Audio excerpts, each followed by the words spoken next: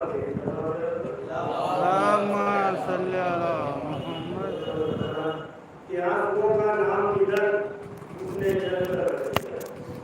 آنسوؤں کا نام بدعت اس نے جل کر رکھ دیا، دیکھیے مفتی نے خود بارود پر گھر رکھ دیا۔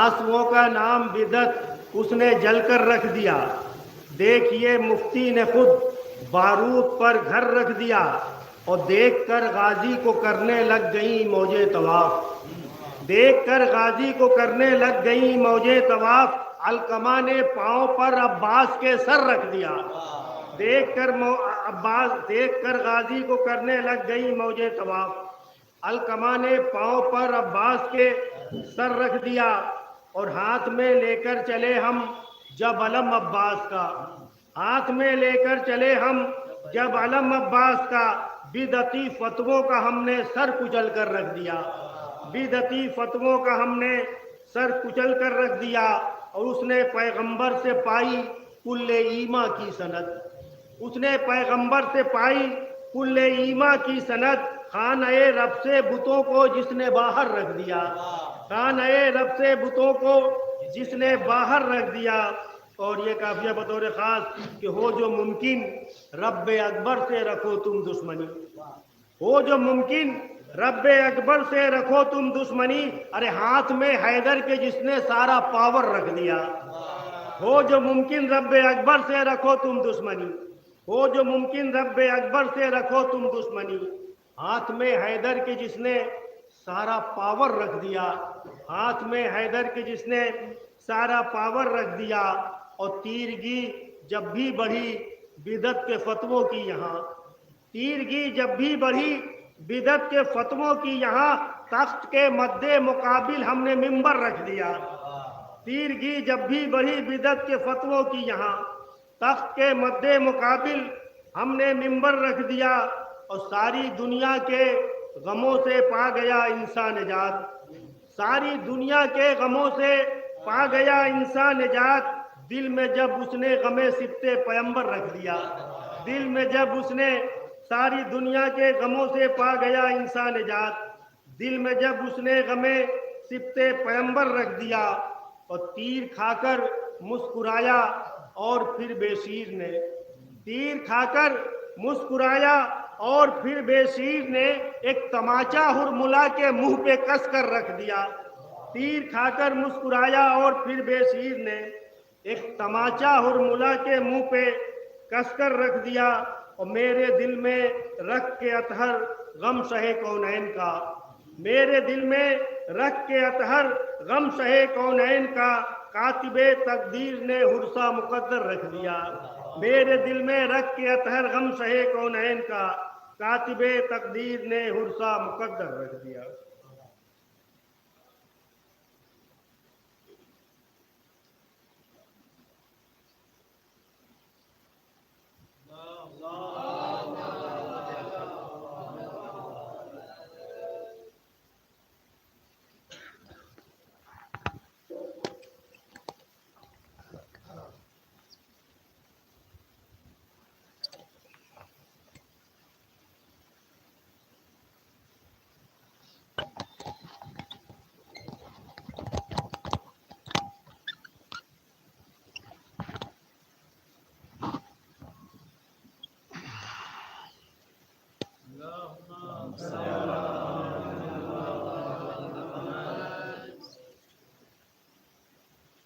رحم اللہ من قرأ الفاتحہ۔ بسم اللہ الرحمن الرحیم، الحمد للہ رب العالمین، الرحمن الرحیم، مالک یوم الدین، ایاک نعبد و ایاک نستعین، اہدنا الصراط المستقیم، صراط الذین انعمت علیہم غیر المغضوب علیہم۔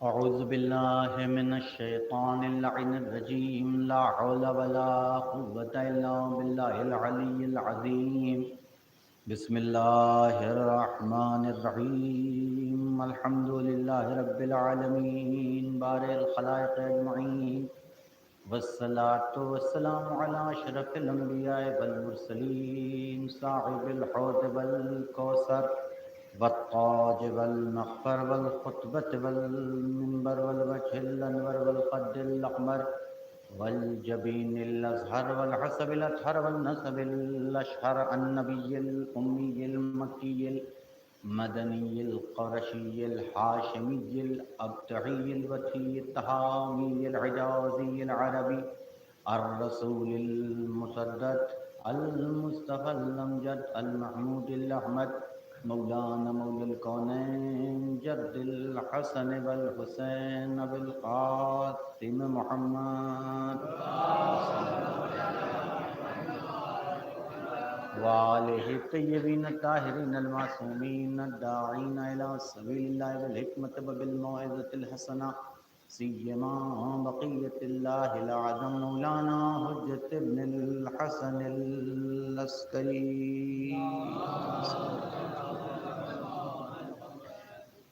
أما بعد فقد قال الله تعالى وتبارك في قرآن المجيد وفرقانه الحميد وقوله الحق بسم الله الرحمن الرحيم وجعلناهم أئمة يهدون بأمرنا وأوحينا إليهم فعل الخيرات وإقام الصلاة وإيتاء الزكاة وكانوا لنا عابدين. ایک سلوات تھوڑا سا آگے، آپ آگے آئیے، تھوڑا سا آگے آئیے، فیصل صاحب آگے آ جائیے، آگے آئیے، تھوڑا سیمٹ آئیے، تھوڑا سا آئیے، یہ خالی یہاں آئیے، چمٹا ہوا مجموعہ بہت اچھا لگتا ہے. آگے آئیے فیصل صاحب، آگے ایک سلوات پڑھے محمد وال. قرآن مجید کی یہ آیت کریمہ کہ جسے میں نے آپ کے سامنے عنوان کلام قرار دیا ہے، اس آیت میں خدا بند عالم ارشاد فرما رہا ہے وَجَعَلْنَاهُمْ أَئِمَّةً، کہ ہم ہی ہیں کہ جو امام بناتے ہیں.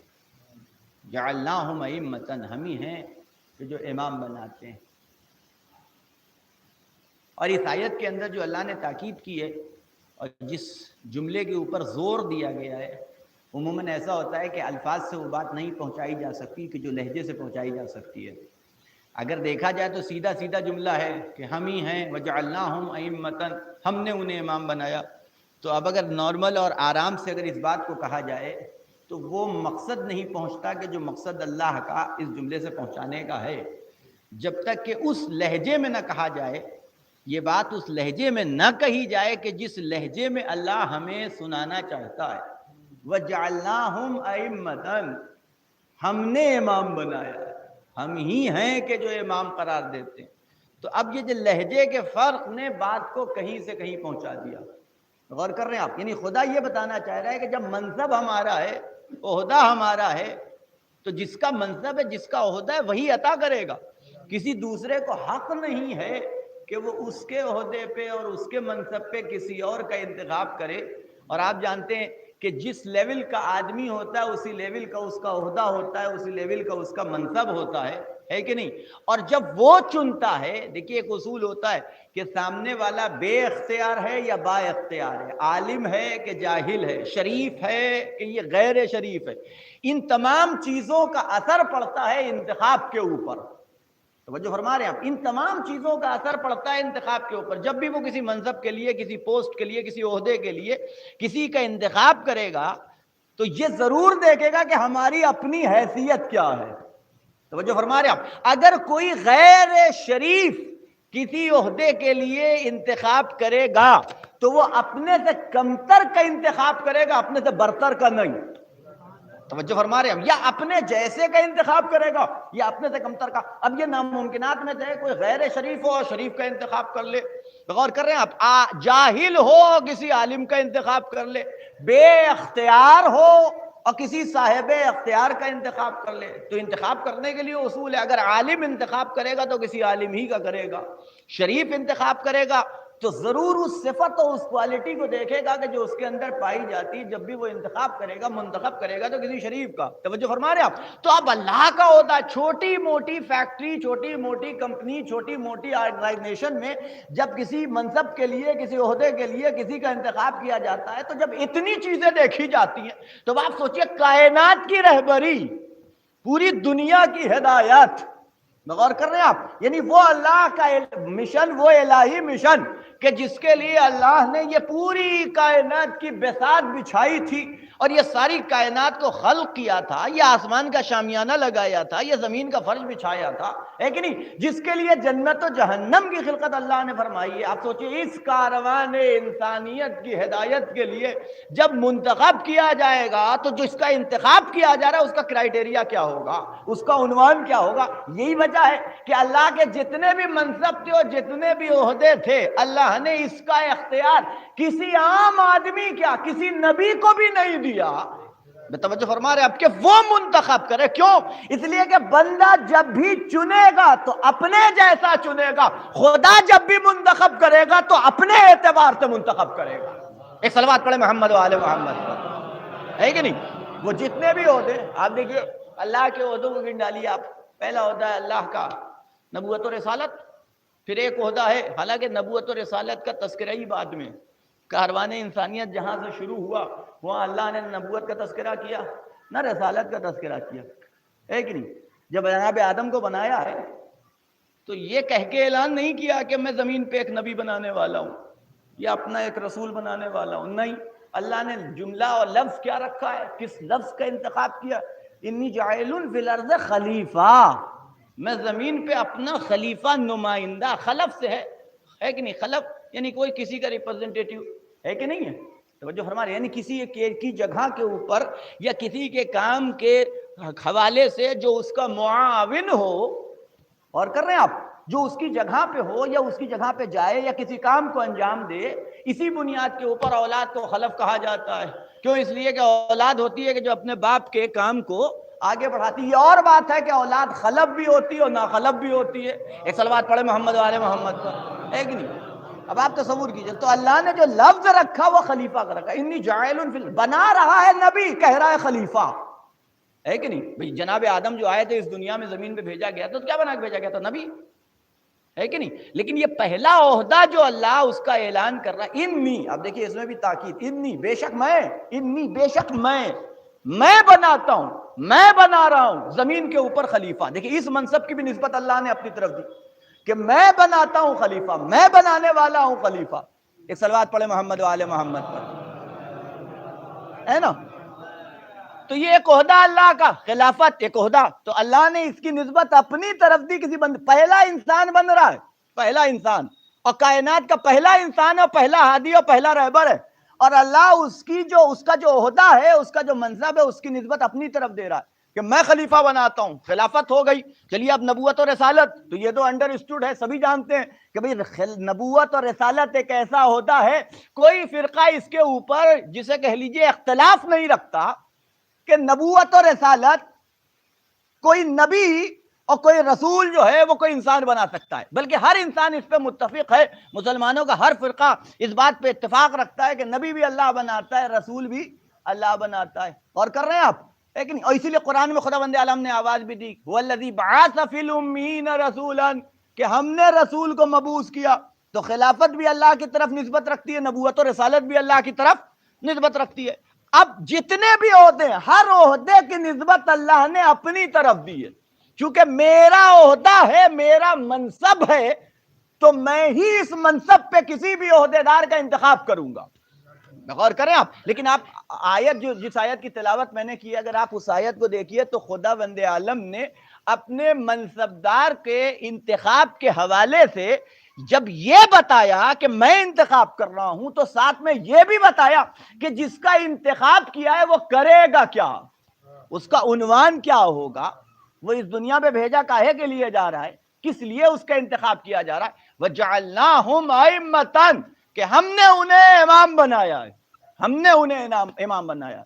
اور پھر خدا اگلا جملہ کہہ رہا ہے کہ یہدونا بامرنا، یہ کائنات کی ہدایت کرنے کے لیے اس دنیا میں آئیں گے، لیکن یہ ذہن میں رکھنا کہ یہ ہدایت اپنی مرضی سے نہیں کریں گے بلکہ میری اجازت سے کریں گے۔ یہدونا بامرنا یعنی جب ہمارا امر ہوگا، یعنی جو ہم کہیں گے وہ یہ کریں گے۔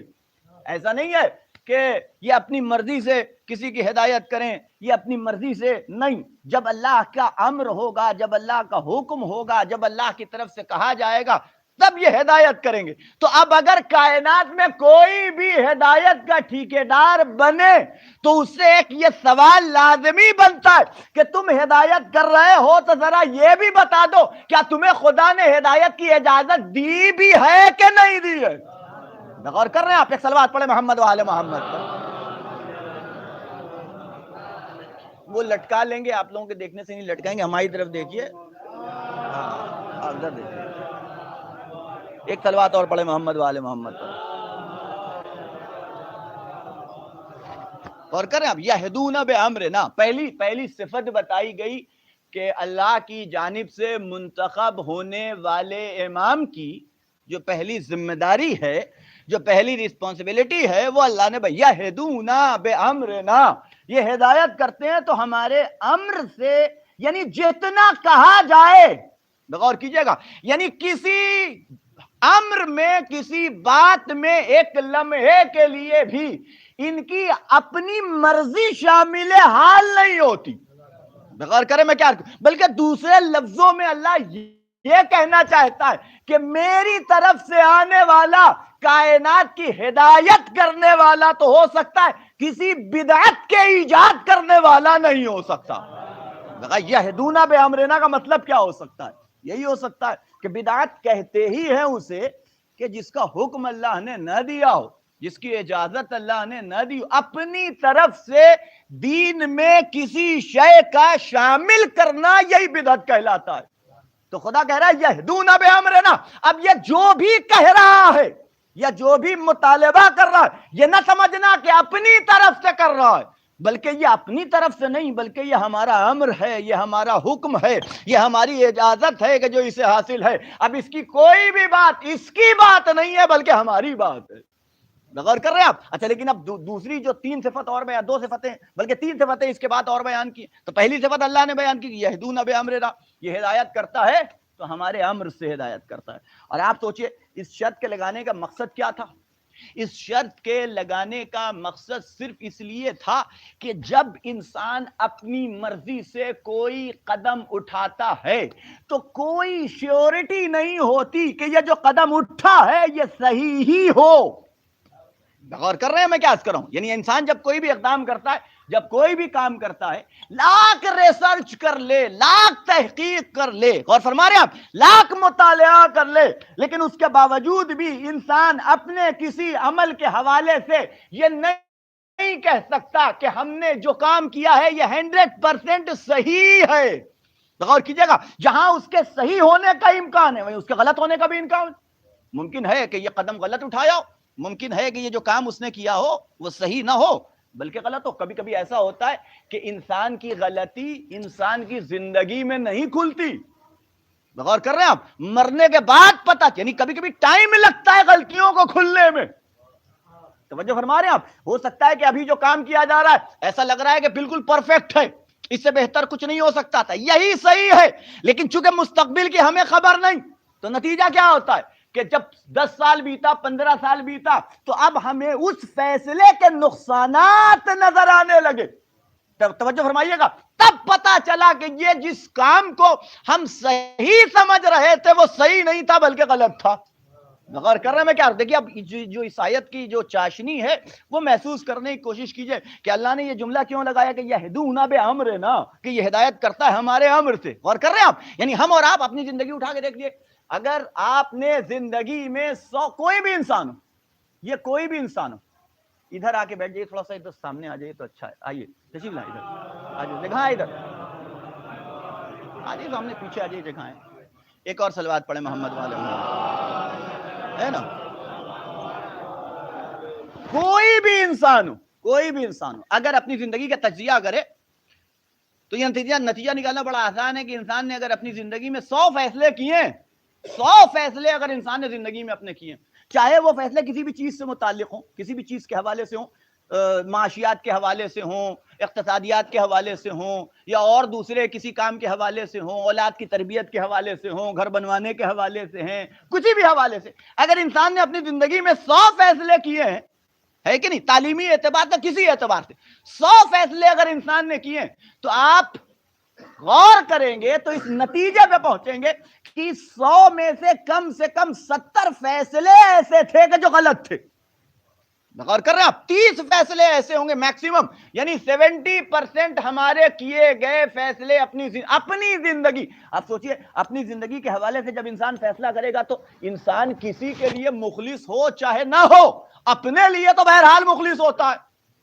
غور کر رہے ہیں آپ, یعنی اور خاص طور سے آج کا زمانہ, آج کے زمانے میں آپ کا سب سے بڑا مخلص خود آپ ہیں, کوئی دوسرا نہیں. توجہ فرما رہے ہیں ہم, یعنی کائنات کا سب سے بڑا مخلص اگر آپ اپنا مخلص تلاش کیجئے گا تو آپ کے علاوہ, خود آپ کے علاوہ کوئی دوسرا آپ کا مخلص نہیں ملے گا. توجہ فرما رہے ہیں ہم. تو اگر آپ اپنی زندگی کے حوالے سے کوئی بھی فیصلہ لیں گے تو کتنا سوچ سمجھ کے, غور کر کے, تدبر کر کے, فکر کر کے تب نہ فیصلہ لیں گے, ہے کہ نہیں ہے؟ اور کس لیے لیں گے؟ فلاح و بہبود کے لیے.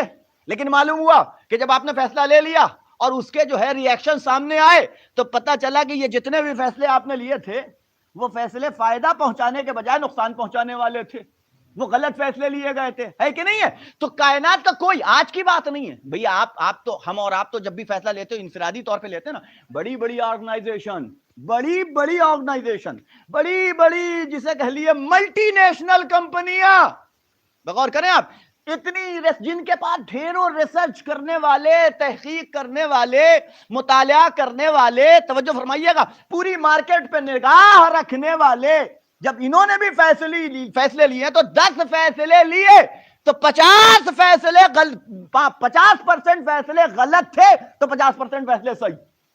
توجہ فرما رہے ہیں. تو اس کا مطلب نتیجہ کیا نکلتا ہے؟ نتیجہ یہ نکلتا ہے کہ انسان, کوئی شیورٹی نہیں ہے کہ انسان جو بھی فیصلہ لے, جو بھی اقدام کرے وہ 100% صحیح ہو, وہ غلط بھی ہو سکتا ہے, صحیح بھی ہو سکتا ہے. اب اگر خدا ہدایت کی ذمہ داری اپنے امر کو ہٹا کے ہمارے حوالے کر دیتا کہ تم ہدایت کرو, جیسے چاہو ہدایت کرو, تمہاری مرضی ہے, توجہ فرما رہے ہیں آپ, تو آج یہ امت مسلمہ نظر نہ آ رہی ہوتی. غور کر رہا ہے میں کیا کر رہا ہوں؟ اس لیے کہ ہدایت اگر ہماری, یہ مرحلہ ہمارے ہاتھ میں ہوتا تو اور ہم اپنی مرضی سے ہدایت کرتے تو سوچئے بغیر ایک صلوات پڑھیں محمد والے محمد پر,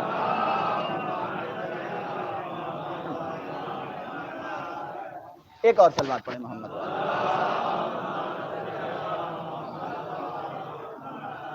ہے نا, جب بغیر اپنی مرضی کے ہدایت کیے بغیر 4 مسلح ہو گئے, توجہ فرما رہے ہیں آپ, قرآن موجود ہے, حدیثیں موجود ہیں, اقوال پیغمبر, اس کے باوجود 4 مسلح ہو گئے, 5 مسلح ہو گئے, ڈھیروں فرقوں میں امت بڑھ گئی. یہ اس وقت ہوا کہ جب اپنی مرضی سے ہدایت کی اجازت نہیں تھی, تب ہوا. غور کر رہے ہیں. اب اگر اپنی مرضی سے ہدایت کرنے کی ذمہ داری دے دی جاتی, توجہ فرما رہے ہیں آپ, تو یہ اذان میں خالی ایک فقرہ نہ باہر کیا گیا ہوتا, لا الہ الا اللہ بھی بدل چکا ہوتا, محمد الرسول اللہ بھی بدل چکا ہوتا. غور فرما رہے ہیں آپ, ایک صلوات پڑھے محمد والے محمد پر, ہے نا.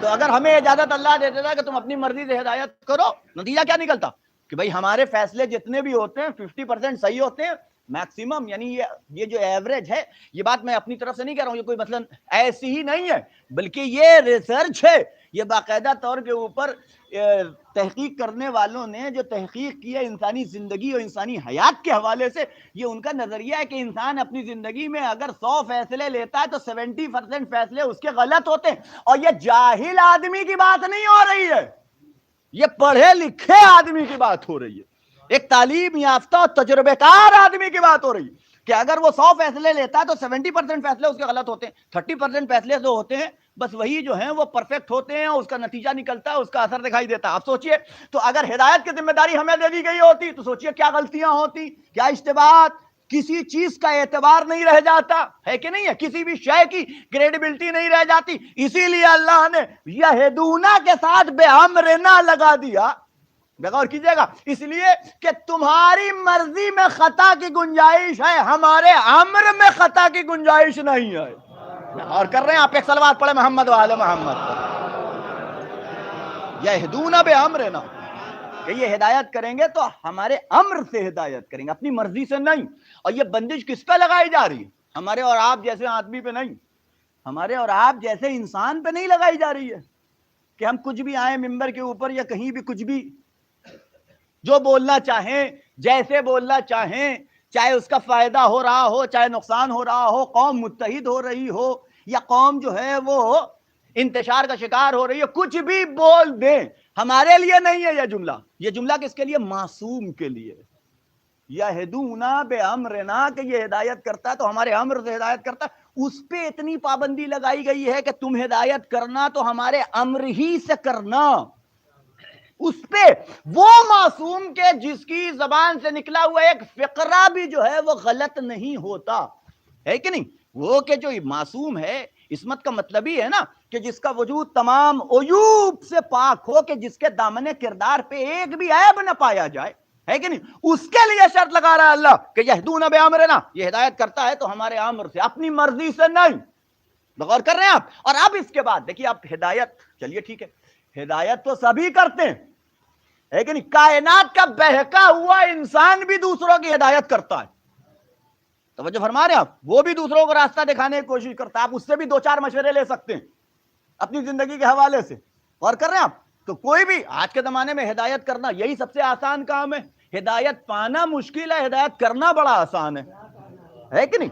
اور یہی وجہ ہے کہ ہدایت پانے والوں کی تعداد کم ہے، ہدایت کرنے والے ہر گلی کوچے میں آپ کو نظر آ جائیں گے۔ غور کر رہے ہیں آپ؟ چونکہ سب سے آسان کام، سب سے سستا کام یہی ہے کہ دوسروں کو ہدایت کی جائے اور دوسروں کو مشورے دیے جائیں، ہے کہ نہیں ہے؟ لیکن اب اللہ بتا رہا ہے کہ دیکھو، ہم جس کی ہدایت، جسے ہم نے ہدایت کی ذمہ داری سونپی ہے، تو اس کی کوالٹیز کیا ہوں گی؟ آج ہدایت کا دعویٰ کرنے والے ڈھیروں ہیں کہ نہیں ہیں؟ بغور کیجئے، ہر ایک جو ہے وہ رہبری کا دعویٰ کر رہا ہے، ہر ایک جو ہے وہ قیادت کا علمبردار ہے، ہر ایک انسان۔ تو اب اس کے کچھ صفات ہونے چاہیے نا، اس کے کچھ صفات ہونے چاہیے کہ نہیں ہونے چاہیے؟ ہم پہچانے تو کیسے پہچانے کہ وہ کہ جسے اللہ نے امام منتخب کیا ہے، اس کے صفات و کمالات، اس کے فضائل، اس کی کوالٹیز کیا ہیں؟ بے کہے کے ذریعے سے پہچانا جائے گا؟ آئے گا تو ہماری اور آپ کی شکل میں، انسانوں کی طرح سے، تو جیسے دوسرے انسان ہیں ویسے وہ بھی، تو کچھ تو الگ ہو کہ جس کے ذریعے سے اسے پہچانا جا سکے۔ تو اب خدا تین صفت اس کی بیان کر رہا ہے، وہ تین کوالٹی بیان کر رہا ہے کہ جسے ہم نے امام منتخب کیا ہے، اس کے صفات کیا ہیں، اس کی کوالٹیز کیا ہیں۔ کہ پہلی صفت ہے کہ وَأَوْحَيْنَا إِلَيْهِمْ فِعْلَ الْخَيْرَاتِ، کہ ہم نے ان پہ وحی کی ہوئی ہے۔ اب یہاں وحی کے معنی وحی کے نہیں ہوں گے، بلکہ یہاں وحی کے معنی کہ لازم کیا ہوا ہے، ہم نے ان کے اوپر واجب کیا ہوا ہے، ہم نے ان کے اوپر لازم کیا ہوا۔ فعل الخیرات، جب بھی کوئی عمل انجام دیں تو وہ خیر ہونا چاہیے، شر نہیں ہونا چاہیے۔ توجہ فرمائے آپ، یعنی یہ پہلی کوالٹی بیان کی جا رہی ہے کہ اس کی کہ جسے اللہ نے امام بنایا ہے، کہ وہ اوحینا الیہم فعل الخیرات، کہ ہم نے جسے منتخب کیا ہے، جسے امام بنایا، اس کی پہلی صفت تو پہلی کوالٹی کیا ہے کہ وہ فعل خیرات انجام دے گا۔ فعل خیر، عمل خیر، جو بھی عمل اس سے صادر ہوگا وہ خیر کا تو عنصر رکھتا ہوگا، شر کا شائبہ اس کے اندر نہیں پایا جاتا ہوگا۔ جو عمل بھی انجام دے وہ خیر ہوگا۔ اور دیکھیے، اسے اللہ نے پہلے رکھا، اللہ نے اسے پہلے رکھا۔ لیکن دوسرا جملہ اسی کے ساتھ ساتھ جو اللہ نے بیان کیا ہے کہ دوسری صفت کہ یہدون بامرنا واوحینا الیہم فعل الخیرات واقام الصلاۃ، اقام الصلاۃ، کہ فعل خیر انجام دینے والا ہو اور نمازوں کا قائم کرنے والا ہو۔ غور کر رہے ہیں آپ؟ یہ دوسری صفت کہ وہ فعل خیر انجام دے اور اس کے ساتھ ساتھ نمازوں کا قائم کرنے والا۔ اب یہ جو نمازوں کا قائم کرنے والا ہے، یہ اپنے اندر بڑا سا مفہوم رکھتا ہے، بہت بڑا مفہوم رکھتا ہے کہ وہ نمازوں کا قائم کرنے والے کا مطلب کیا ہوا؟ نماز کا قائم کرنے کا مطلب ایک مفہوم جو آپ جائیں گے تفسیروں میں ملے گا آپ کو کہ نمازوں کا پڑھنے والا، نمازوں کا پڑھنے والا۔ تو اس وقت تو نمازیوں کی تعداد بہت زیادہ ہے، توجہ فرما رہے ہیں آپ؟ ٹھیک ہے، روز نہ پڑھتے ہو لیکن جمعہ تو پڑھتے ہی ہیں، تعداد بہت زیادہ ہے نمازیوں کی، مسجدوں میں جگہ نہیں ملتی نماز پڑھنے کے لیے بعض اوقات تو، اور کچھ نہ پڑھے کم سے کم عید تو پڑھ ہی لیتے ہیں، ہے کہ نہیں؟ تو نمازیوں کی تعداد تو بہت زیادہ ہے. تو آپ خدا کہہ رہے اقام الصلاۃ، نماز کو قائم کرنے، پڑھنے والے نہیں. نماز پڑھنے والا ہمارا ہادی نہیں ہے، بلکہ نماز کو قائم کرنے والا ہمارا ہادی ہے. نماز کو قائم کرنے والا. اب یہ جو قائم کرنے کا مفہوم ہے، یہ بھی دو طرح سے ہے. اس کے اندر بھی دو پہلو پایا جاتا ہے. وہ دوسرا دو پہلو کیا ہے؟ پہلا پہلو یہ ہے کہ بھائی نماز کہیں نہیں ہوتی تھی، مسجد نہیں تھی محلے میں، آپ کے پاس ایک بڑا سا ہال تھا، مومنین وہاں رہتے تھے. آپ نے ایک مولانا دیکھا کہ مولانا آپ یہاں رہتے ہیں پاس میں، آ جائیے، کرایہ ورایہ دے دیں گے، آئیے یہاں نماز پڑھا دیے، مومنین آپ کے پیچھے نماز پڑھ لیں گے، جماعت سے نماز ہو جایا کرے گی. اور آپ نے معلوم ہوا کہ اپنے اس ہال کو اور اس کمرے کو یا اس جگہ کو جو ہے وہ مصلی وصلی لگا لیا. تو آپ نماز جو ہے، لوگ محلے والے آنے لگے، وہاں نماز ہونے لگی. تو اب آپ تصور کیجیے، آپ خالی آپ نماز پڑھنے والے نہیں ہیں، بلکہ نماز کے قائم کرنے والے بن گئے. کہا جائے گا کہ نہیں کہا جائے گا؟ بھائی فلاں صاحب نے ہمارے محلے میں نماز قائم کی، یہی تو مفہوم ہوتا ہے، یہی تو جملہ کہا جاتا ہے. یا پھر مسجد نہیں تھی، آپ صاحب حیثیت تھے، آپ کے پاس زمین تھی، پیسہ تھا، آپ نے مسجد بنوا دی. آپ نے مسجد بنوا دی، مسجد تعمیر کروا دی. اب اگر مسجد تعمیر ہو گئی، لوگ نماز پڑھ رہے ہیں، توجہ فرما رہے ہیں آپ، تو یہ جو مسجد بنوائی ہے، تو مسجد بنوا کے آپ نے نماز کو قائم کر دیا ہے کہ نہیں؟ تو یہ بھی کوئی اعلی مفہوم تو ہوا نہیں. اقامت صلاۃ کا یہ کوئی بہت بڑا کام تو ہوا نہیں. ہر دوسرا آدمی مسجد بنوا رہا ہے. توجہ فرما رہے ہیں آپ جائیے، نمازیوں کی تعداد کم ملے گی، مسجدوں کی تعداد زیادہ ہوگی. توجہ فرما رہے ہیں آپ. تو ہے کہ نہیں ہے؟ تو کتنی مسجدیں بن گئے؟ تو سب نماز قائم کرنے والے ہو گئے. تو اقامت صلاۃ کے مفہوم میں کہ نماز کو قائم کرنے والے ہوں، تو کتنی بڑی تعداد شامل ہو جائے گی؟ نماز کو قائم کرنے والے، ہے کہ نہیں ہے؟ لیکن یہ ایک مفہوم ہے. دوسرا مفہوم نماز کو قائم کرنے کا یہ کہ نماز کا قائم کرنے کا یہ مطلب نہیں کہ نماز نہ ہو رہی ہو، مسجد بنوا لے اور وہاں کے اوپر جو ہے وہ جماعت ہونے لگے تو نماز کے قائم کرنے والے بن کے کہا نہیں، یہ مفہوم نہیں. نماز تھی ہی نہیں. غور کیجیے گا، نماز کو قائم کرنے کا مطلب یہ کہ نماز جس شیپ میں ہے، یہ وہ لوگ ہیں کہ جو نماز کو یہ شیپ دینے والے ہیں. توجہ فرما رہے ہیں میں کیا کہوں؟ یعنی نماز تھی نہیں، لوگوں کو پتا ہی نہیں تھا کہ اللہ کے سامنے سجدہ کرنا ہے تو کیسے کرنا ہے. انہوں نے کیا تو لوگوں کو پتا چلا کہ اللہ کا سجدہ ہوتا کیسے ہے. ایک صلوات پڑھے محمد و آل محمد، ہے کہ نہیں؟ ایک مفہوم اس کا یہ نکلا ہے، اور یہ اعلیٰ ترین مفہوم ہے. اب اس سے بڑا کوئی مفہوم نہیں. میں کوئی تفسیر بالرائے نہیں کرنا چاہتا، لیکن آپ اب غور کیجئے اقامت صلاۃ کا مطلب کیا ہوتا ہے کہ نماز کو قائم کرنے والے. تو مسجدیں بنوا کے بھی ہم نماز کے قائم کرنے والے ہو جائیں گے، ہے کہ نہیں؟ ایک کمرہ میں جماعت قائم کر کے بھی نماز کے قائم کرنے والے نہیں. اقامت صلاۃ کہ یہ نماز کو قائم کرنے والے، بلکہ یہ وہ لوگ ہیں کہ جنہوں نے کائنات کو سلیقہ عبادت دیا اور یہ بتایا کہ اللہ کی عبادت کرنی ہے تو کیسے کرنی ہے. توجہ فرما رہے ہیں؟ اب اللہ کے سامنے پیشانی جھکانی ہے تو کیسے جھکانی ہے، اللہ کا کلمہ پڑھنا ہے تو کیسے پڑھنا ہے. غور کریں آپ، قرآن تو بس اتنا کہہ کے خوش ہو گیا، چپ ہو گیا تھا کہ اقیموا الصلاۃ، نماز کو قائم کرو. کیسے کرنی ہے جنہوں نے بتایا، انہی کو محمد و آل محمد کہا جاتا ہے. ایک صلوات پڑھے محمد و آل محمد، ہے نا؟ جلدی جلدی اپنی منزل پہ آ جاؤ، ایک صلوات پڑھے محمد و آل محمد. اقامت الصلاۃ کہ نماز کے قائم کرنے والے، ہے کہ نہیں؟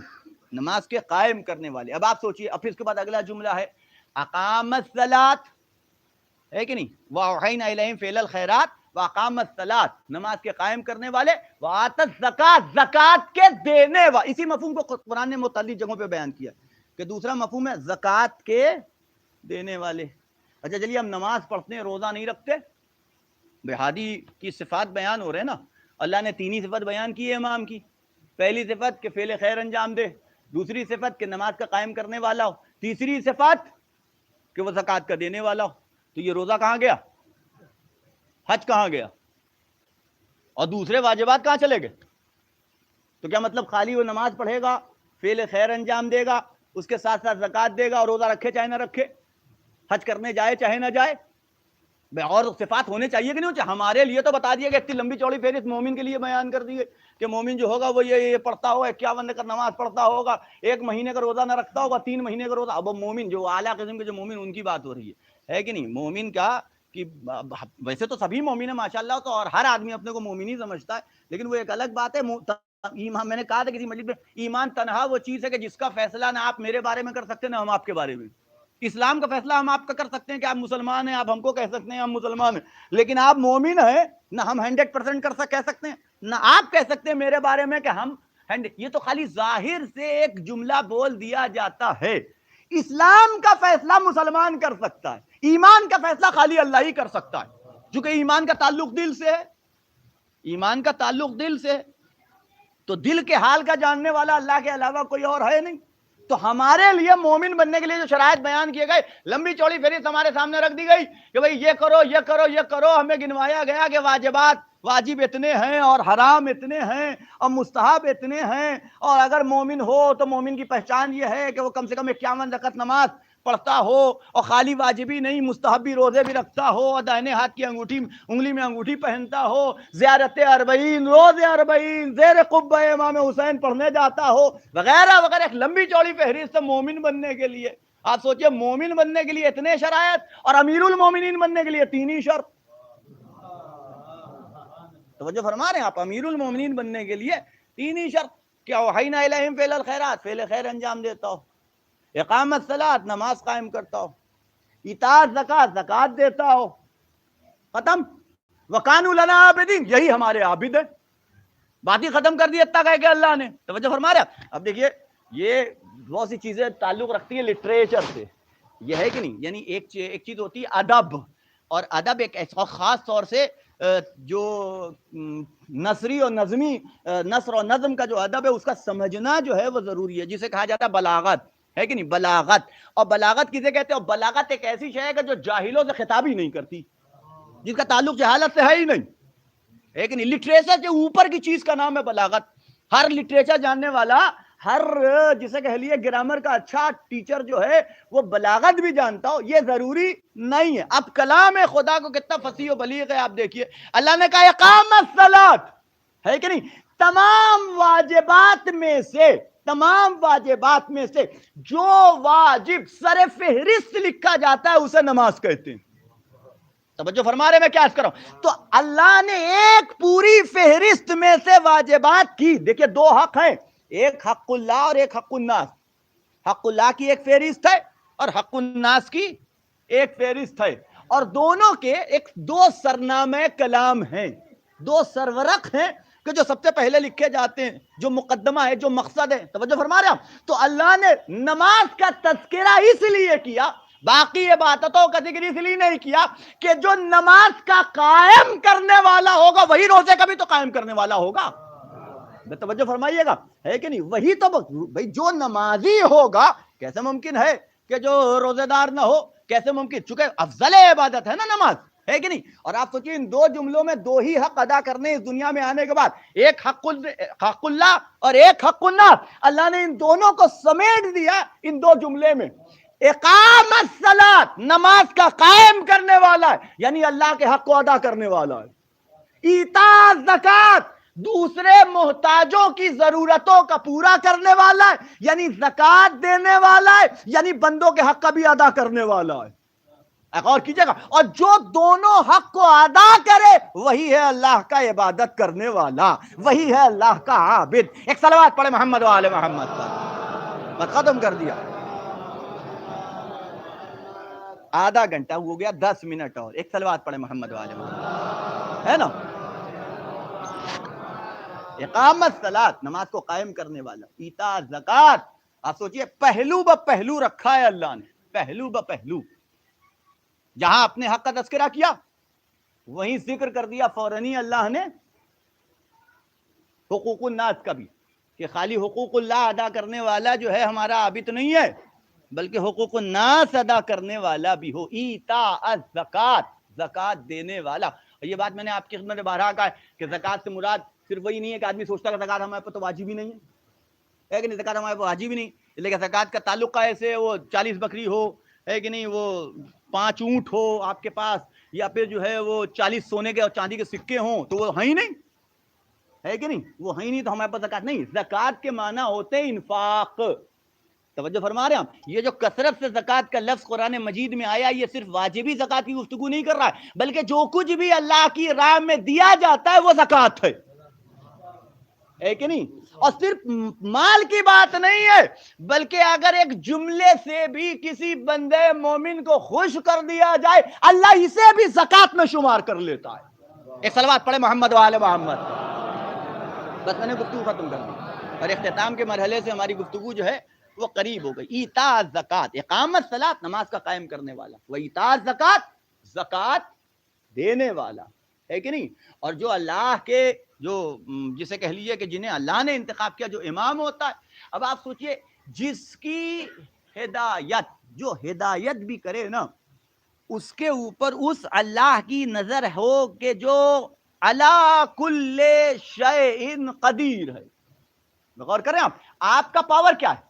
آپ کا پاور اتنا ہی ہے کہ جتنا آپ کے مالک کا ہے. آپ کے اختیارات اتنے ہی ہیں کہ جتنا آپ کے مالک کا ہے. جتنا مختار آپ کا مالک ہے اسی اعتبار سے آپ کا پاور ہے، اسی اعتبار سے آپ کا اختیار ہے. غور کر رہے ہیں آپ؟ یعنی اگر کسی کمپنی میں آپ ہوں اور کسی چھوٹے عہدے والا آپ کو منتخب کرے اور کسی پوسٹ کے اوپر آپ کو اوپر رکھ دے، ہے کہ نہیں، تو وہ آپ کا مالک ہے، وہ آپ کو انسٹرکشن دے گا. آپ اس کے بھائی اب یہ ہے نا سینہ بسینہ ہوتا ہے کہ بھائی یہ اسے کریں گے تو یہ مینیجر ہوگا، تو یہ اس سے اوپر، یہ اس سے اوپر، یہ اس سے اوپر. اور پھر معلوم ہوا کہ اس سے اوپر جو ایک جو اونر ہوتا ہے، جو کمپنی کا جو سی ای او ہوتا ہے یا جو بھی ہوتا ہے، جو بھی اس کی پوسٹ اس نے اپنے لیے منتخب کر رکھی ہے، وہ ہول سول مالک. اب اس نے تو منتخب کیا نہیں آپ کو منتخب کیا کسی چھوٹے نے، کسی مینیجر نے آپ کو منتخب کر لیا، ہے کہ نہیں، کسی ایریا مینیجر نے آپ کو منتخب کر لیا. تو جتنا اختیار اس کا اتنا اختیار. جیسے ہی آپ اپنے اختیار سے اس کے اختیار سے باہر جائیں گے ویسے ہی وہ روکے گا، رکو اب اس سے آگے کام کرنے کے لیے مجھے اپنے سینئر سے پوچھنا پڑے گا. غور کر رہے ہیں آپ؟ اصول ہے کہ نہیں ہے؟ یعنی جو آپ کا مالک ہے جتنا اختیار اس کا ہے وہی اختیار آپ کا ہے. تو اگر کسی معصوم کے اختیارات کا اندازہ لگانا ہے تو یہ دیکھ لو کہ خدا کے اختیارات کیا ہیں. غور کریں میں کیا کروں؟ جو اختیار خدا کو حاصل ہے وہی اختیار امام کو حاصل ہے. توجہ فرما رہے ہیں؟ ایک صلوات پڑھے محمد وآل محمد. بس میں نے بات ختم کر دی. آج ہمارے اور آپ کے 8ویں امام امام علی رضا علیہ الصلوۃ والسلام، بروایت ان کی شہادت کی تاریخ ہے نا. اور یہ یاد رکھیے گا کہ یہ اختیارات اللہ دیتا کیسے؟ یہ اختیارات اگر کسی کو دیتا ہے تو دیتا کیسے؟ تو جب اللہ کسی کو مختار بنانا چاہتا ہے نا، صاحب اختیار بنانا چاہتا ہے، تو اس کے اندر وہ اہلیت پیدا کرتا ہے کہ ہم اسے یہ اختیار عطا کر سکیں. اور اسی اہلیت کا نام ہے علم پروردگار، ہے کہ نہیں. یعنی اللہ پہلے اسے علم دیتا ہے، ایسا علم عطا کرتا ہے کہ جس کے مقابلے میں کسی کا بھی علم ٹک نہ سکے. اور کریں آپ، یعنی ایسا علم عطا کرتا ہے کہ جس کے مقابلے میں کسی کا علم جو ہے جو اس کی برابری میں نہ آ سکے، اس کے مقابل میں نہ آ سکے. اور یہی وجہ ہے کہ ہر دور کے اللہ کی جانب سے منتخب ہونے والے ہادی نے اگر چیلنج کیا ہے یا دعویٰ کیا ہے تو اپنے علم کی بنیاد کے اوپر. مولائے کائنات منبر پہ آگے دعویٰ کر رہے ہیں. کیا دعویٰ کیا؟ سلونی جو پوچھنا چاہو کہ اگر میرے نگاہوں سے پردے ہٹا دیے جائیں تو یہ سمجھ لیجئے کہ میرے علم میں اضافہ ہونا، یعنی سب میرے لیے آشکار ہے. مجھے پتا ہے کہ دنیا میں زمین پہ کیا ہو رہا ہے، آسمان میں کیا ہو رہا ہے، سب مجھے خبر ہے. آپ توجہ رکھیے گا. اور اس زمانے کے بڑے بڑے عالم کیا اس دور تک، آج تک علی کے ہی کلام کے اوپر تحقیق ہو رہی ہے اور ریسرچ ہو رہی ہے اور سمجھنے کی کوشش کی جا رہی ہے. غور کریں آپ، یعنی اس کا علم کسی زمانے کا، کسی وقت کا، کسی لمحے کا، کسی عصر کا محتاج نہیں ہوتا ہے کہ نہیں. تو وہ علم ہے اور اسی تسلسل کو باقی رکھا گیا آخر تک. اور جس امام کی آپ جس امام کی شہادت کی تاریخ ہے، اس کا لقب ہی تھا عالم آل محمد. صلوات پڑھے محمد وآلہ. اس کا لقب ہی تھا عالم آل محمد، یعنی آل محمد کا عالم. آپ تصور کیجئے، ہے کہ نہیں، یعنی ایک تسلسل کہیں چلا آ رہا ہو، کسی اعتبار سے ایک تسلسل کہیں چلا آ رہا ہو، اور پھر آ کر کے یعنی سب اس کے اندر بڑے بڑے پیدا ہوئے ہوں، کسی مقام تک پہنچے ہوں، کسی منزل تک پہنچے ہوں، اور پھر اس میں آ کر کے کوئی ایسا پیدا ہو کہ یہ کہا جا سکے کہ یہ جتنا علم ان لوگوں کے پاس تھا وہ سارا علم اس کے پاس پایا جاتا ہے، تو اس کی عظمت کیا ہوگی. اس کا وقار کیا ہوگا؟ آپ سوچئے انہیں لقب دیا گیا عالم آل محمد، عالم امت محمد نہیں کہ امت محمدی کے عالم ہے، نہیں، عالم علم محمد، یعنی آل محمد کو جو علم اللہ نے عطا کیا تھا اس سارے علم کا خزانہ اگر کسی کے پاس ہے تو علی رضا کے پاس ہے۔ ایک صلوات پڑھے محمد و آل محمد، ایک اور صلوات پڑھے محمد و آل محمد۔ میں گفتگو اختتام، منزل کی آخری منزل تک اس گفتگو کو لے کر کے آ گیا، تو آج اسی امام کی جو ہے وہ شہادت کی تاریخ ہے۔ آپ سوچئے کہ سیاست ہر دور کی جو ہوتی ہے وہ بڑی خطرناک ہوتی ہے، اور اس سیاست کو سمجھنا ہر انسان کے بس کی بات نہیں ہوتی۔ مومن کی پہچان بیان کی گئی ہے، اتقوا فراست المومن فإنہ ینظر بنور اللہ، کہ مومن کی فراست سے بچو، زیرکی سے بچو، فراست یعنی زیرکی، مومن کی زیرکی سے بچو، کیونکہ یہ جو ہے وہ اپنی آنکھوں سے نہیں دیکھتا بلکہ اللہ کے نور سے دیکھتا ہے، اللہ کے نور سے دیکھا جاتا ہے، دیکھتا ہے۔ تو اگر مومن کی یہ پہچان ہو، اسے اللہ نے یہ صلاحیت دے رکھی ہو، تو وہ کہ جو امام ہو مومنوں کا ہدایت کرنے والا ہو، ہادی ہو، ان کا رہبر ہو، ان کا مقتدا ہو، آپ سوچئے کہ اس کو اللہ نے کتنی زیرکی دے رکھی ہوگی۔ تو بڑے بڑے بادشاہان وقت جو ہیں انہوں نے کوشش کی کہ اس عہدے امامت کو اپنے مقصد کے لیے استعمال کیا جا سکے، لیکن کسی امام کے دور میں جب بھی آئے ہیں تو منہ کی کھا کے انہیں واپس لوٹنا پڑا ہے، منہ کی کھا کے لوٹنا پڑا ہے۔ اور مامون کا معاملہ کیا تھا کہ مامون جیسا زیرک چالاک آدمی، چونکہ پڑھا لکھا تھا، صاحب علم تھا، نہایت علم رکھنے والا، اور اس نے امام کو بلایا جو کسی بادشاہ نے نہ بنی امیہ کے دور میں نہ بنی عباس کے دور میں جو کام کسی کی کرنے کی ہمت نہیں تھی وہ مامون نے کیا، اور امام کو پیشکش کر رہا ہے فرزند رسول آئیے، اور آپ دیکھیے یہ عرب نہیں تھا، اس کی ماں عرب نہیں تھی، یہ کنیز سے پیدا ہونے والا بچہ تھا، اور عرب ایک متعصب ترین قوم کہ جو کسی غیر عرب کو قبول کرنے والے نہیں، کسی غیر عرب کو، اور دو بھائی امین و مامون، توجہ فرما رہے آپ، اب وہ مامون کو قتل کر چکا ہے، امین کو قتل کر چکا ہے مامون، اب ذہنوں میں اب سوچئے قبیلے کا آدمی مارا جائے، وہ قبائلی ذہنیت و قبائلی فکر وہ غلط ہو چاہے صحیح ہو، بحث نہیں اس سے، اگر ہمارے قبیلے کا کوئی مارا گیا، توجہ فرما رہے ہیں آپ، اب وہ ہمارا دشمنی ہو سکتا دوست نہیں، اب مامون کو قتل کر دیا، امین کو قتل کر دیا، کہ جو ہارون کا جو ہے وہ نکاحی بیٹا تھا، اور یہ غیر نکاحی بیٹا جسے مامون کہا جاتا ہے، امین نکاحی بیٹا، مامون غیر نکاحی بیٹا۔ اب نتیجہ یہ ہوا کہ اب اس نے یہ سوچا کہ اب تو ایک آدمی مار چکے ہیں، کس کس سے لڑیں گے اور کہاں تک جنگ کریں گے، ہے کہ نہیں؟ ویسے ہی سب دشمن ہیں اس بنیاد کے اوپر کہ میں جو ہوں وہ عرب نہیں ہوں، یعنی نجیب الطرفین جو ہمارے آپ کو بولا جاتا ہے، نجیب الطرفین، آج تک مجھے سمجھ میں نہیں آیا نجیب الطرفین ہوتا کیا ہے۔ ایک صلوات پڑھے محمد و آل محمد، ہے نا؟ تو وہ نجیب الطرفین ہے کہ وہ امین نجیب الطرفین دونوں طرف سے جو ہے وہ عرب بنی عباس، اور یہ بیچارہ جو ہے وہ اس سے تعلق رکھنے والا کنیز کی اولاد، ٹھیک ہے، باپ ہارون تھا، لیکن اب مسئلہ یہ پھنسا کہ اب حکومت کو کیسے مستحکم کیا جائے۔ اب اس نے چال لے کے کیا تھا چلی، تو اس نے تلاش کیا کہ پورے عرب میں جس کی بات سنی جاتی ہے اور جس کا احترام کیا جاتا ہے وہ ہے علی رضا۔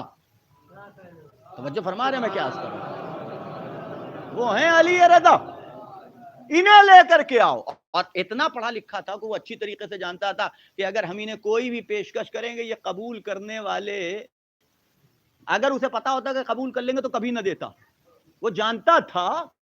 بعض چالاک لوگ اصرار وہیں کرتے ہیں کہ جہاں انہیں پتا ہو کہ سامنے والا اب نہیں کھائے گا، توجہ فرما رہے ہیں، تو اسے اچھی طریقے سے خبر تھی، وہ اچھی طریقے سے جانتا تھا کہ اگر ہم ان سے کہیں گے بھی تو یہ حکومت لینے والے نہیں ہیں۔ امام جب تشریف لائے، محل سجایا گیا، شاندار محل سجایا گیا، امام کے استقبال میں بہترین طریقے سے انتظام کیا گیا کہ امام تشریف آ رہے، یہاں رہیں گے امام۔ لیکن جب امام پہنچے ہیں تو امام نے کہا نہیں، میں یہاں نہیں رہوں گا، میں مسجد ہی میں رہوں گا۔ اور کریں پہلی سیاست ختم ہو گئی کہ سیاست یہ کہ ہمارے ساتھ رہیں گا، نہیں میں تیرے ساتھ نہیں رہوں گا، میں رہوں گا تو اللہ کے گھر میں رہوں گا۔ اللہ کا نمائندہ ہے تو جس کا نمائندہ اسی کے گھر ہی میں آپ شیعہ لوگ بہت جلدی خوش بھی ہو جائے، غیر شیعہ یا کوئی بھی اپنی قوم سے تعلق رکھنے والا کرنے لگے، سمجھ رہے ہیں آپ، تو اسی کو جو ہے وہ جنت کا دودھ سمجھ لیتے ہیں. مطلب اس سے بڑا مومن کون اور اس سے اچھا کون، اس سے شاندار کون. مگر کسی نے قصیدہ 2 4 4 5 پیسہ ملے تو کسی کی بھی گائی جا سکتی ہے. ایک صلوات پہ محمد والے محمد. غور کر رہے ہیں آپ.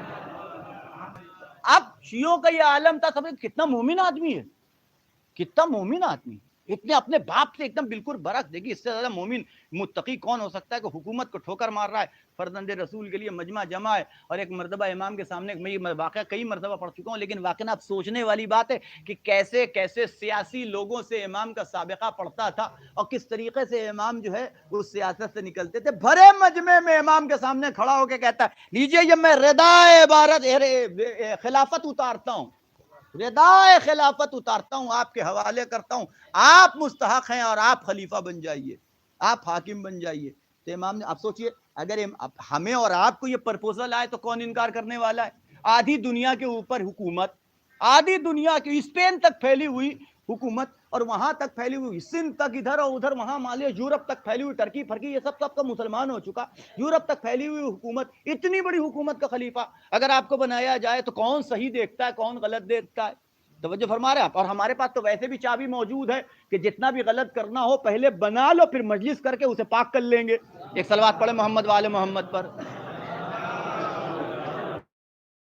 ہے کہ نہیں؟ ہمارے پاس تو ہے کہ نا، ڈرائی کلین کرنے کے لیے ہمارے پاس مشین موجود ہے، وہ تو پاک ہو ہی جائے گا. توجہ فرما رہے ہیں آپ. تو اگر ہمیں حکومت ملے تو ہم کائے کے لیے چھوڑنے کے لیے، لیکن جب امام سے وہ آپ سوچیں اس کے پیچھے کی سیاست کیا تھی. اس نے کہا میں ردائے خلافت اتارتا ہوں، آپ کے حوالے کرتا ہوں، فرزند رسول آئیے اور تخت پہ آئیے اور تشریف لے آئیے. امام نے جو جواب دیا، سوچیے ایک جملے میں اس کی پوری سیاست ختم کی. کہ امام نے آواز دی کہ 2 حال سے خالی نہیں ہے، یا تو اللہ کا منتخب خلیفہ ہے یا نہیں ہے، یا اللہ نے تجھے خلیفہ بنایا ہے یا نہیں بنایا. 2 حال تو خالی نہیں. اگر اللہ نے تجھے اس خلافت کے لیے اللہ نے منتخب کیا ہے، تجھے حق کیا کہ وہ کسی اور کو دے دے. توجہ فرما رہے ہیں آپ. یعنی جس چیز کے لیے اللہ نے تجھے منتخب کیا ہے، تجھے یہ کیا حق پہنچتا ہے کہ اپنی مرضی حوالے کر کے، جب اللہ نے تجھے منتخب کیا تو کسی اور کو دے نہیں سکتا.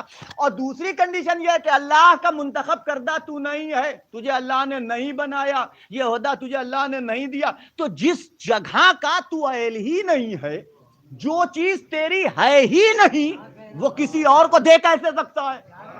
توجہ فرما رہے ہیں آپ. ایک صلوات پڑھے محمد وعلى محمد. ہے نا. بس میں نے بات کو ختم کر دیا. 2 جملے مصائب کے بات آ گئی تھی تو ہم نے کہا 8ویں امام کے حوالے سے 2 جملے بھی گفتگو ہو جائے.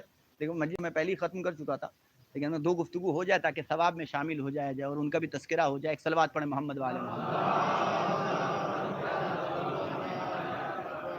اور فرما رہے ہیں آپ. تو اب آپ تصور کیجئے کہ جب امام پہنچے تو کیسی مصیبتیں، کس طریقے سے، اور کیا عنوان تھا امام کا.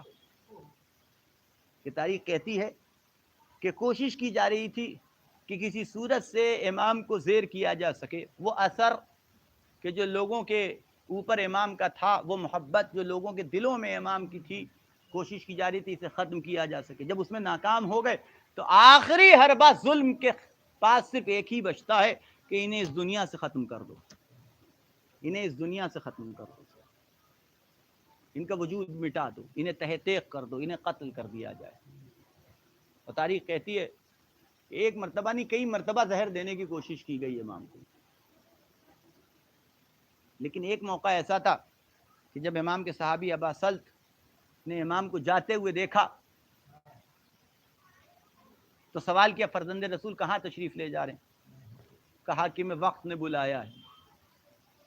ابا سلط مجھے جاتا ہوا دیکھ رہے ہو، جب مجھے واپس آتا ہوا دیکھنا. اگر میری یہ رضا سر پہ پڑی ہو تو سمجھ لینا کہ تمہارا امام اب کچھ دنوں کا اس دنیا میں مہمان ہے. اور امام تشریف لے گئے. ابا سلط کہتے ہیں کہ جب امام واپس آئے تو میں نے دیکھا کہ امام کے سر کے اوپر رضا پڑی ہوئی تھی. میں سمجھ گیا کہ اب ہمارا امام کچھ لمحوں کے درمیان اس دنیا سے رخصت ہو جائے گا. امام حجرے میں تشریف لے گئے اور کہا اے ابا سلط اس کمرے کو بند کر دو، اس کا دروازہ بند کر دو. اور اجازت نہ دینا کہ کوئی گھر میں داخل ہو۔ ابا اصل نے گھر کا دروازہ بند کیا، لیکن تھوڑی دیر بیتی تھی کہ ابا اصل کہتے ہیں کہ میں نے کمرے سے دیکھا تو اس حجرے سے ایک نور تھا کہ جو چھن چھن کے باہر آ رہا تھا، جس کی کرنیں تھی کہ جو باہر کی طرف نور افشانی کر رہی تھی۔ میں گھر میں جب داخل ہوا اس کمرے میں تو دیکھا کہ ایک بچہ تھا، ایک 10-12 سال کا بچہ تھا کہ جو امام کے پہلو میں بیٹھا ہوا تھا۔ سوال کیا کہ آپ کون ہیں؟ جواب ملا کہ میں علی رضا کا بیٹا محمد تقی ہوں۔ کہا آپ کمرے میں آئے تو کیسے آئے؟ میں نے تو اسے قفل لگا دیا تھا، آپ داخل ہوئے تو کیسے داخل ہوئے؟ تو امام نے جواب دیا کہ جس نے مجھے مدینے سے یہاں تک پہنچایا ہے اسی نے اس کمرے میں مجھے داخل کیا۔ تاریخ کہتی ہے، ایک جملہ اگر محسوس کر سکیے تو محسوس کیجئے کہ بے شک غریب امام، غریب اسے کہا جاتا ہے کہ جو بے وطن ہو، جو بے وطنی میں پردیس میں اس دنیا سے رخصت ہو جائے، جو پردیس میں ہو اسے غریب کہا جاتا ہے۔ اسی لیے آپ زیارت جب پڑھتے ہیں تو یہ جملہ کہتے ہیں السلام علیکم یا غریب الغرباء، اے غریبوں کے غریب، اے غریبوں کے غریب۔ اس امام کو جو شہید کیا گیا تو غربت میں شہید کیا، وطن میں موت نہیں آئی بلکہ پردیس میں موت آئی ہے۔ لیکن ایک بیٹا تھا، وہ باپ تک پہنچ تو گیا، بیٹے کی موجودگی میں باپ کا دم نکلا۔ ہاں مقصد تھا امام رضا کی، امام محمد تقی کی جان کو محفوظ کرنا۔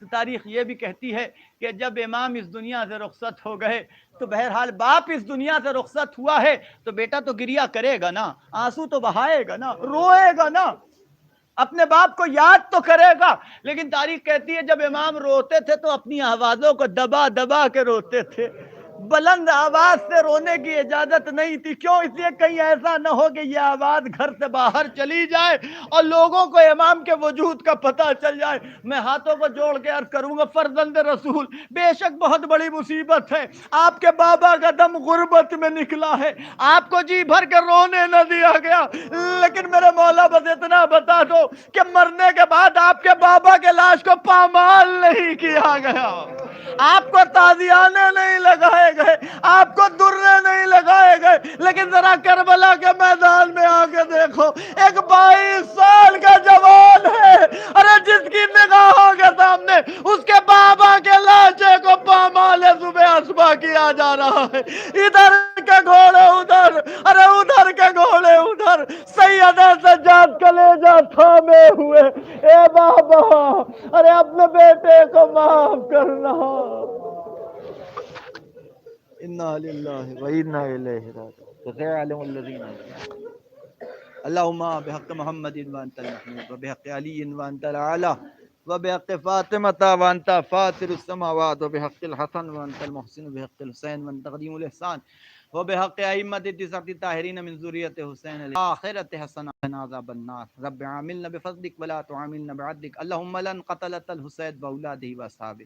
حضرات ایک مرتبہ سورہ فاتحہ اور 3 مرتبہ سورہ اخلاص کی تلاوت فرما کر جناب مولوی سید عنایت حسین فاطمی صاحب اور ان کی اہلیہ مرحومہ کی روح کو ہدیہ فرمانا۔ بسم اللہ الرحمن الرحیم، الحمد للہ رب العالمین، الرحمن الرحیم، مالک یوم الدین، ایاک نعبد و ایاک نستعین، اہدنا الصراط المستقیم، صراط الذین انعمت علیہم غیر المغضوب علیہم ولا الضالین۔ بسم اللہ الرحمن الرحیم، قل هو اللہ احد اللہ الصمد لم یلد ولم یولد ولم یکن له کفوا احد۔ بسم اللہ الرحمن الرحیم، قل هو اللہ احد اللہ الصمد لم یلد ولم یولد ولم یکن له کفوا احد۔ بسم اللہ الرحمن الرحیم، قل هو اللہ احد اللہ الصمد لم یلد ولم یولد ولم یکن له کفوا احد۔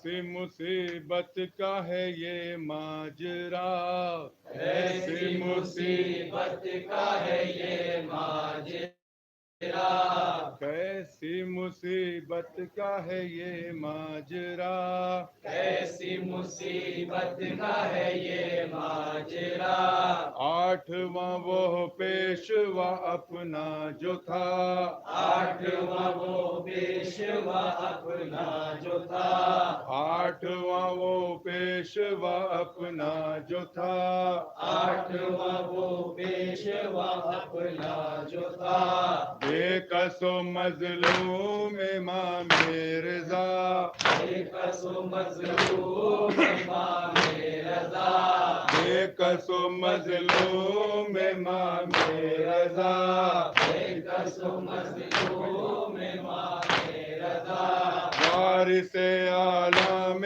شہ کربلا، وارث عالم شہ کربلا، وارث عالم شہ کربلا، وارث عالم شہ کربلا، گوشنشین زمان مثل امام حسن، گوشنشین زمان مثل امام حسن، صاحب رنج و محن مثل امام حسن، کشتہ غم سبز تن مثل امام حسن، ایک غریب الوطن مثل امام حسن، ایک غریب الوطن مثل امام حسن، آہ زمانے نے کی کیسی دغا، کیسی مصیبت کا ہے یہ ماجرا،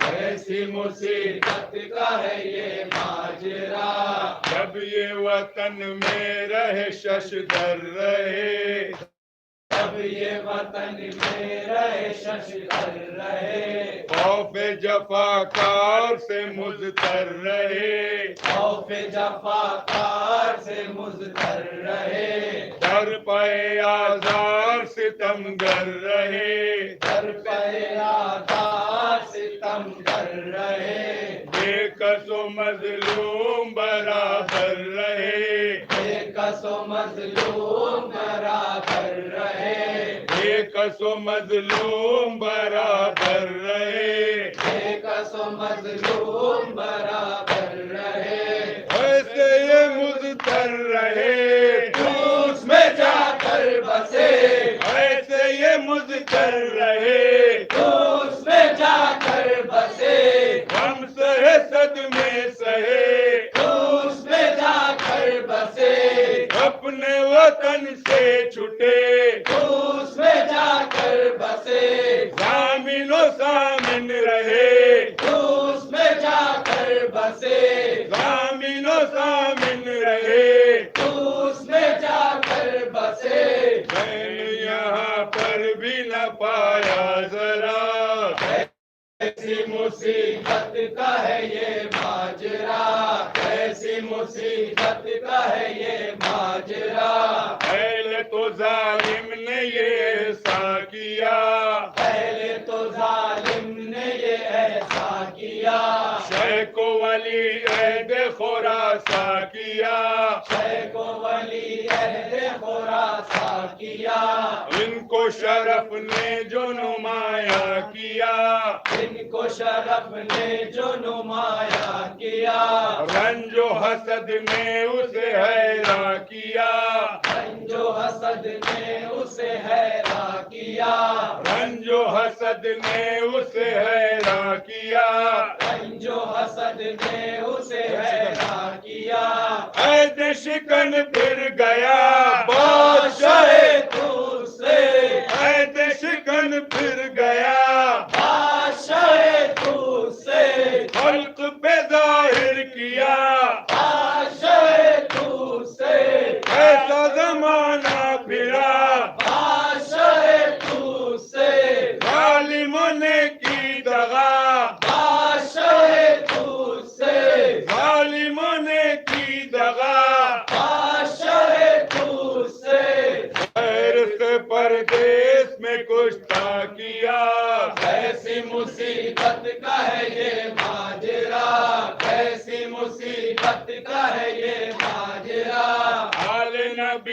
یہ جفا مومنوں، آل نبی پر یہ جفا مومنوں، آل نبی پر یہ جفا مومنی، آل جفا پر یہ جفا مومنی، قبر بھی ان کی نہیں یکجا بنی، قبر بھی ان کی نہیں یکجا بنی، کوئی کہیں دفن ہے کوئی کہیں، کوئی کہیں دفن ہے کوئی کہیں، روس میں ہے مرقد شاہ زمین، روس میں ہے مرقد شاہ زمین، روس میں ہے مرقد شاہ زمین، روس میں ہے مرقد شاہ زمین، خفیہ جفاؤں میں ہے آئے امام رضا، خفیہ جفاؤں میں ہے آئے امام رضا، پھر گئے اہل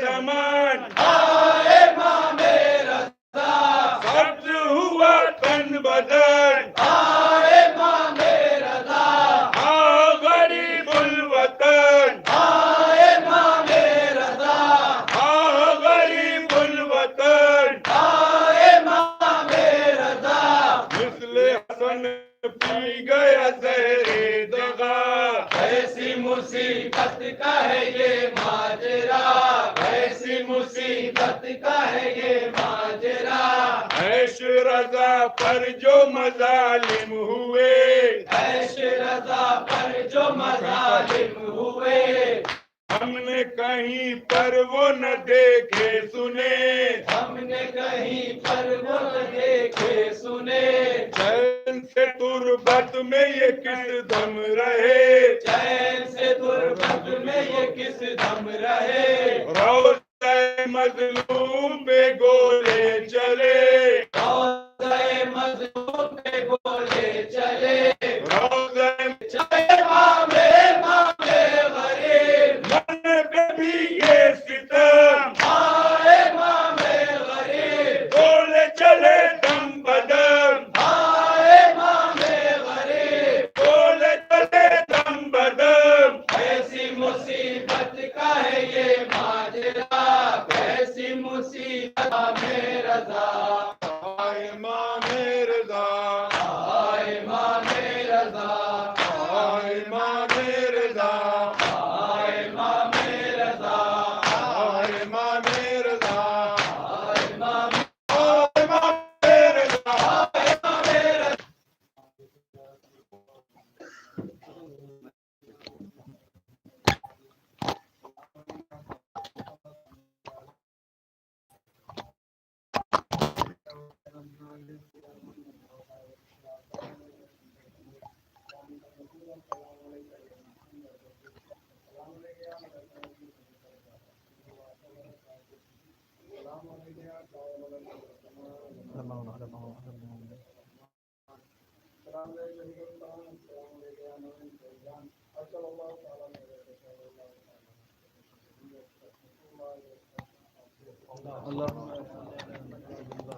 میں